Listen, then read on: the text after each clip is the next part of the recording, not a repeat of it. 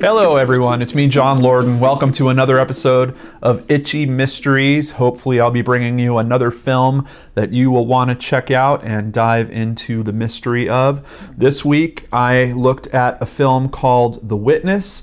Now that's not to be confused with the mid-80s film Witness. This is a new documentary that came out in 2015.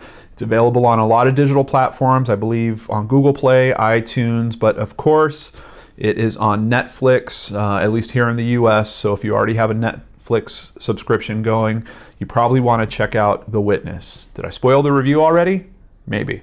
Let's talk about this film. So this is the story of primarily about the brother of a woman named Kitty Genovese. And if you recognize that name, this was a bit of a famous case from the 1960s, a woman that was murdered on a street in New York. And the story that came out around that was she was murdered right across the street from an apartment building, and 38 people witnessed her murder, and no one called the police. Now, what's interesting about it, I didn't know the name Kitty Genovese before watching this film, but I did know that story about that there was a murder in New York and there was almost 40 witnesses and no one even called the police, and that had happened at some point in the 60s. Obviously, I wasn't alive back then. Watch it out there. I know some of you are ready to make a funny crack in the comments below. But it's strange that a story like that just grabs hold of the public psyche, and this one really did in a big way. So much so that her brother, over, I guess, about 50 years after the fact, was still kind of haunted by this whole thing and decided that he was going to dive into the mystery of her murder. Now, not the mystery of who did it. They actually did find the person that did it. He's sitting in prison. But more of the mystery of what happened with all those witnesses. How come no one seemingly went to help her? And he finds some interesting things along the way. For example, just minor spoiler. He does find a woman that was a friend of hers that actually ran out there and was with her in her final moments. Before that, they didn't know, because primarily the news that they were getting from the media was that she was just alone. Nobody went to help her. So in the family's mind, I guess they probably imagined that she died alone, but that is not what happened. So it's a really interesting case on many fronts, and the documentary does a great job of going into so many different things. It's hard to kind of peg one thing. It's a very well fleshed out documentary. I think they shot it over the course of a few years. Her brother is the primary character, has some trauma of his own. He is a former Vietnam vet and has lost both of his legs. It's very interesting. They don't really call this out in the documentary, but the thought did occur to me while I was watching it. You almost wonder if this experience of trauma that had happened in their family led to some decisions that put him in a situation where he was going to experience a similar type of trauma. I mean, he could have easily died, obviously, if he lost both of his legs.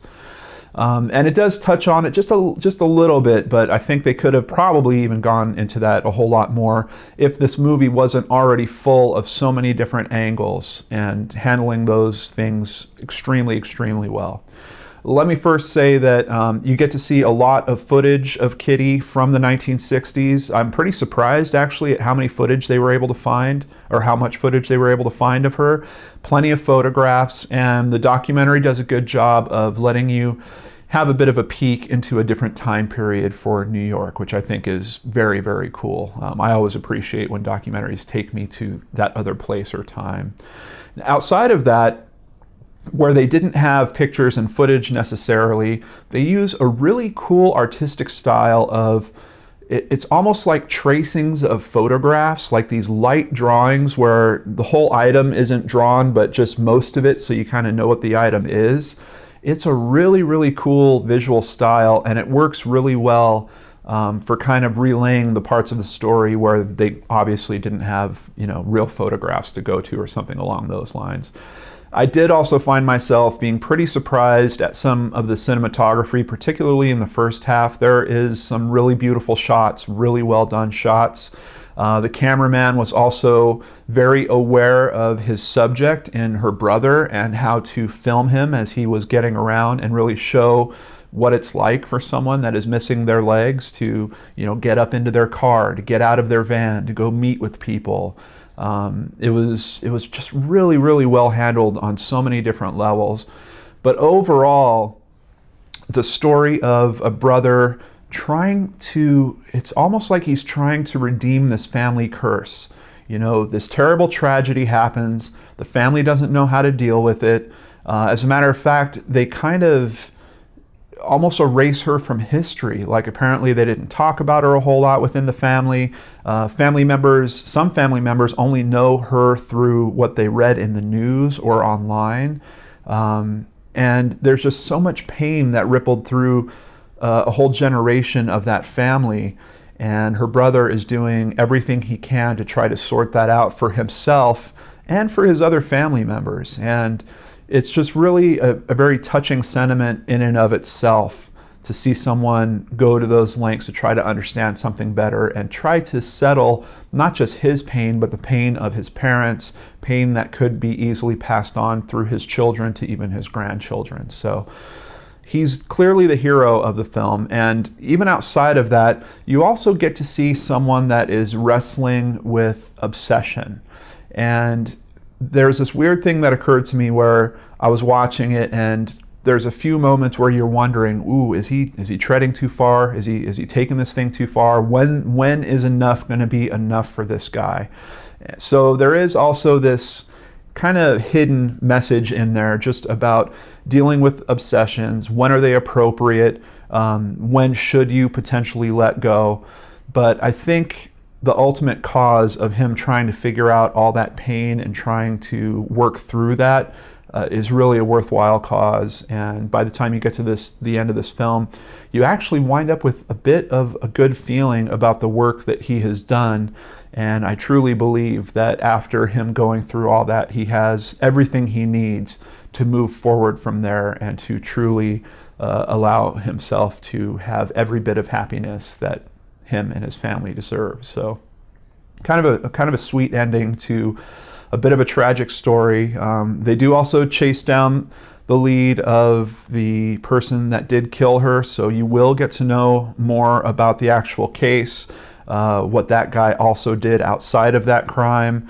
And I don't know if I should tell you guys about this part or not, but there is a very interesting scene towards the end where he is essentially meeting with a family member of this man. And that conversation alone is probably worth watching this whole thing.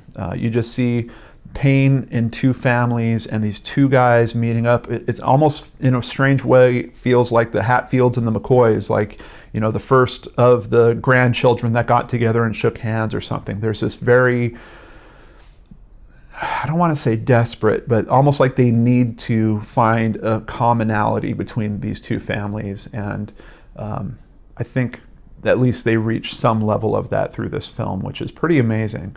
Documentaries like this are exactly why I do this show. Let me just put it that way. I don't think I could speak highly enough of it. I easily rate this. I think I'm going to give it a 9, folks. And even that, I'm wondering how it could have been better. It's pretty rare that I'm watching a documentary of this nature and going, man, I don't want this to end. Like, I want this to continue. I want to see how this all gets sorted out, how this man grows and develops from this. It's just really a well done story.